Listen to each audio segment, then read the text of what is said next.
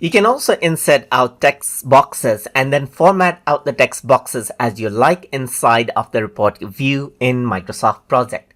So to do that, you need to go around onto the report design tab, and over here you can see that text box is an option. And if you were to go ahead and click on this, then what you can do is you can drag out a text box right here. So now if I were to go around and let's say, for example, say this is an example Microsoft project detail right here, just like this, you can see that it is in a regular plain text right now. But what I can do is I can actually go around and select this and then bold this out and format it as I like. I can choose a font that I like right here.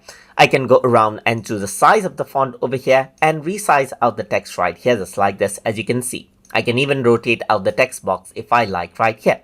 Similarly, you can go around over here and let's just go around and resize it. You can select around a particular topic over here, and then you can see that you can go around and change around the background color and even change around the text color as you like right here. You can go around and select this out and you can italicize it, you can underline it, as you can see right here, just like this as well.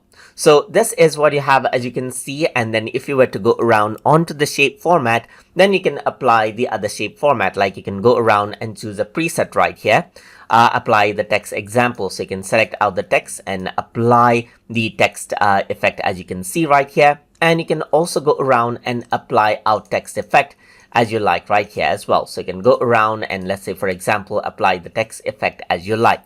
Well, let me just press Ctrl Z right here. So this is what I have, as you can see, and you can go around and add in the text box and then format it out according to how you like right here. You can go around and bevel this and add in an effect over here, and you can see that you can make your report much more visual by using these options over here, just like this as well.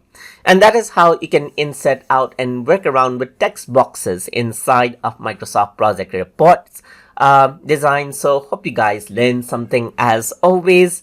And as always, please like, comment, share, and subscribe.